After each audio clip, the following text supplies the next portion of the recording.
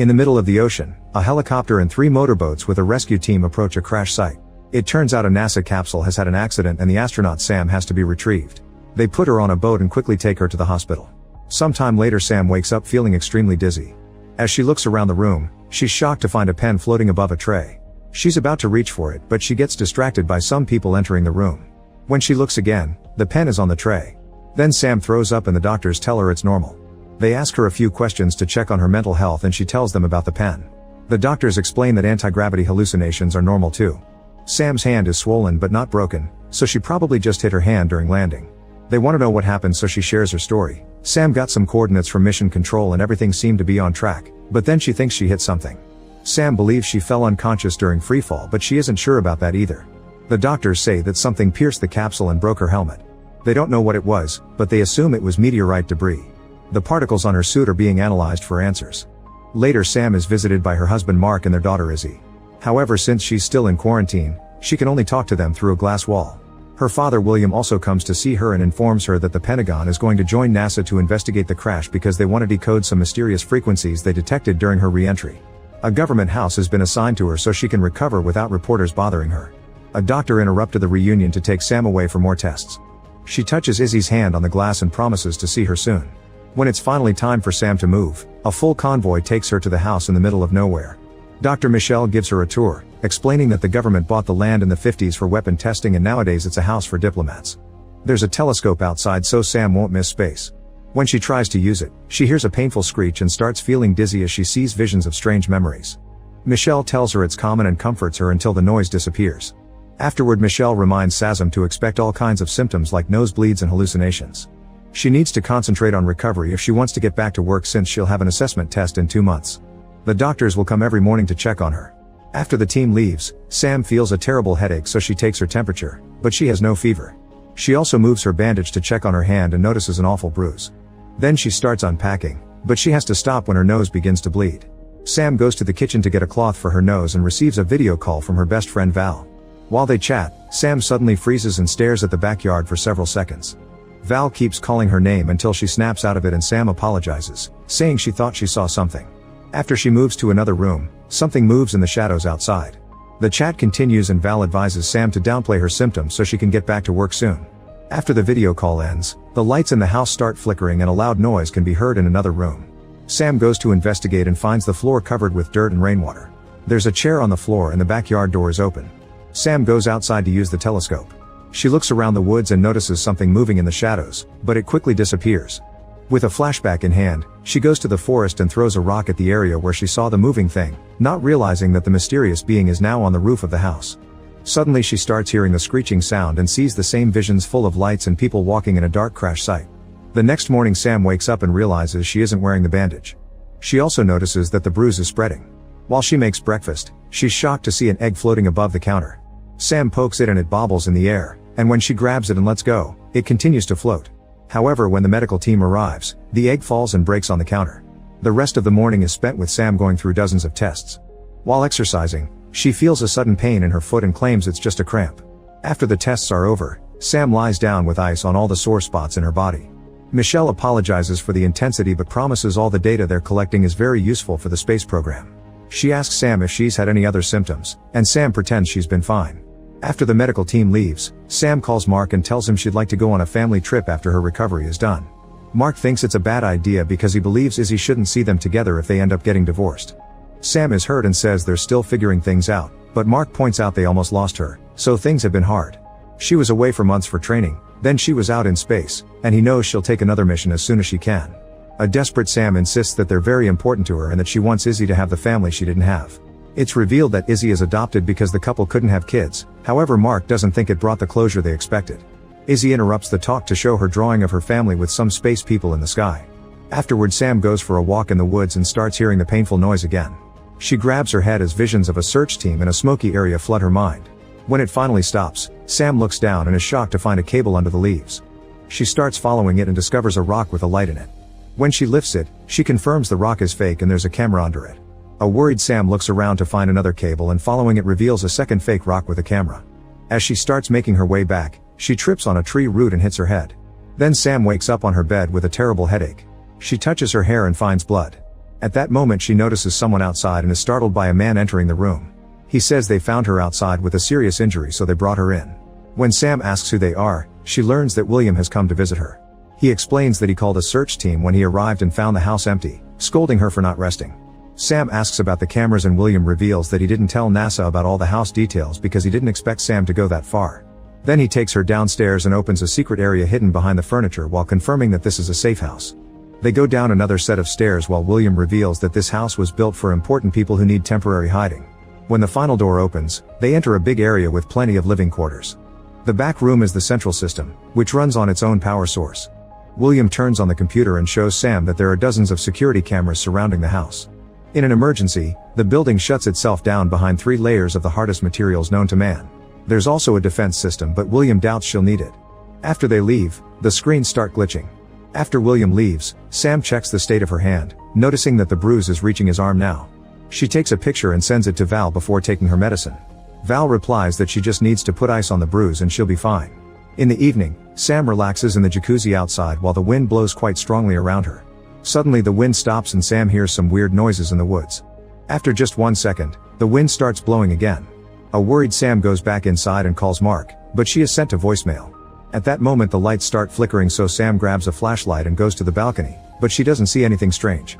When she goes back inside, the lights go out and a mysterious monster appears at the door. It takes Sam a minute to register what she just saw, and when she checks again, the monster is gone. Then the lights come back and Sam decides to open the door. She looks around with her flashlight but doesn't find anything this time either. Sam goes back inside and makes sure to activate the alarm when she locks the door. On her way to the bedroom, the house AI suddenly announces that there's been a breach, so lockdown is initiated. Metal panels raise to block all the doors and windows, leaving Sam locked inside. She immediately tries to make a call, but her phone has no service. After the screeching sound hurts her ears again, Sam hears a noise behind her and turns around, but there's nothing. A growling noise can be heard in the neighboring room, so a terrified Sam goes downstairs while the creature runs past her. Hearing it come closer, Sam rushes to the power switches and presses them all to no avail. The exit doors won't open either. At that moment the doorknob on the room door starts moving, only to stop when Sam points the flashlight at it. After some hesitation she decides to open it and goes out to investigate. Soon the lights flicker and a plant shakes by the window, startling Sam into dropping the flashlight. She quickly picks it up and looks at the plant, only to scream when a creepy hand suddenly touches the glass.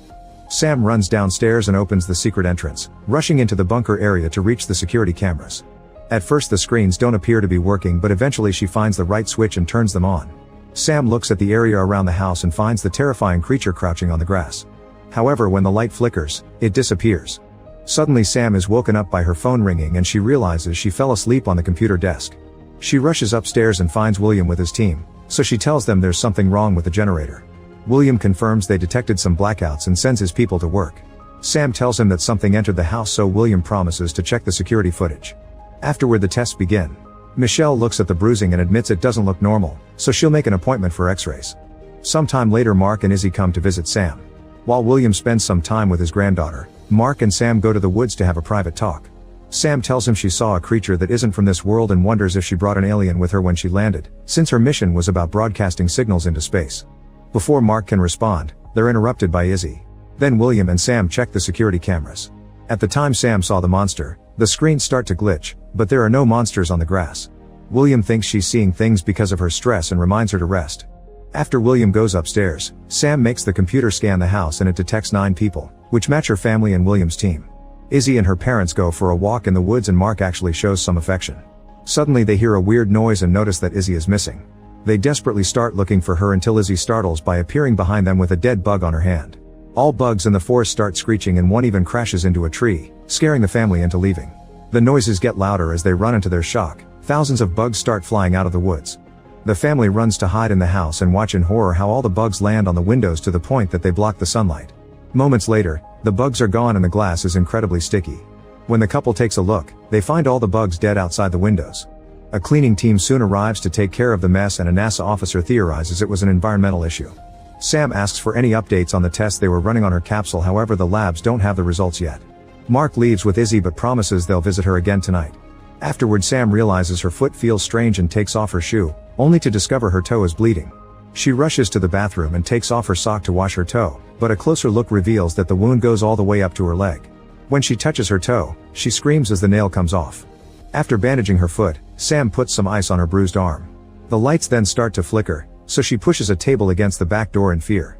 She also searches the internet for weird bug incidents and learns that geomagnetic disturbances may be the cause, which some people connect to UFO sightings and abductions. Pictures in the article show creatures and people with bruises like hers. Feeling something on her back, Sam runs to the bathroom and looks in the mirror to discover the bruising is on her shoulder blade too.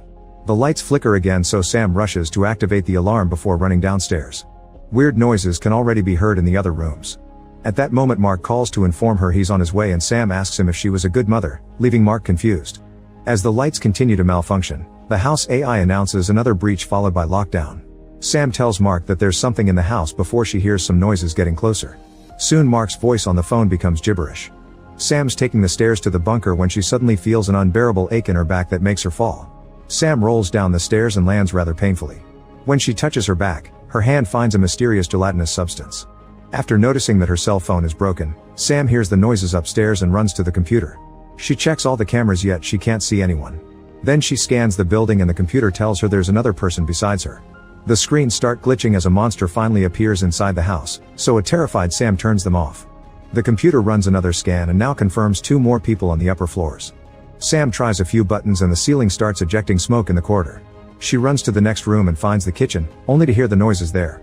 After hiding behind the furniture, Sam sees the reflection of the monster on the oven. Luckily it doesn't see her and moves away, but when she tries to sneak to the door, a second creature comes in and she has to hide again. Sam waits for this one to move too and rushes through the door. Next, Sam hides in one of the bathrooms and blocks the door with furniture. Suddenly her bruised hand starts aching, so she removes the bandage, only to discover that her skin is covered in a mysterious substance. The creatures are pounding on the door, so Sam hides in the shower right before they burst in. Noticing a vent, she kicks the lid in and manages to open a panel that lets her run between the walls. Outside the house, Mark and Izzy arrive and notice that the building is in lockdown. Mark tries to call Sam to no avail, so he leaves the car to investigate. Izzy sees something nearby and runs out on her own. Mark follows her and finds her pointing at a light in the forest. Back so Sam, she returns to the corridor and takes the stairs, but the monster grabs her leg and makes her fall. After some struggle, she manages to kick its paw off and keep moving.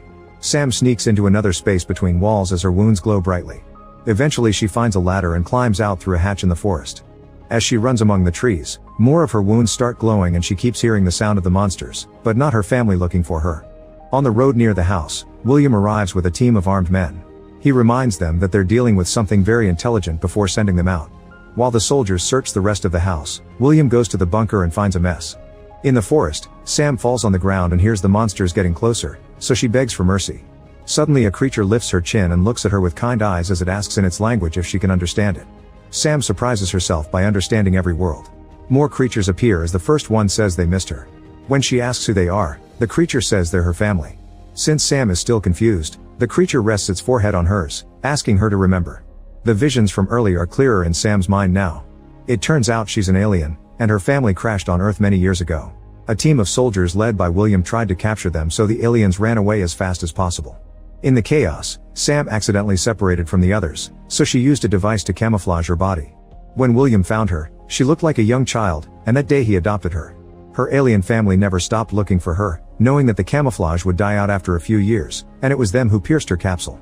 In the present, Mark and Izzy find Sam surrounded by aliens. Izzy is freaked out by her mom's glowing body and Sam assures her nobody will hurt her. William interrupts the moment, confirming he's always known what she is. He inspired her to be an astronaut on purpose and sent her on that specific mission as bait. Now he wants to capture the aliens as government property, so he calls his team. William asks Sam to tell the aliens to surrender, but she refuses. When he pulls out his gun, Mark tackles him to the ground and punches him a few times. Meanwhile, Sam's camouflage finally ends and she reveals her real alien form. The soldiers are coming closer, so Mark tells Sam to leave for her own sake. Izzy raises her hand and Sam touches it with her paw before running away with her family. By the time the soldiers arrive, the aliens are leaving Earth on a very bright spaceship.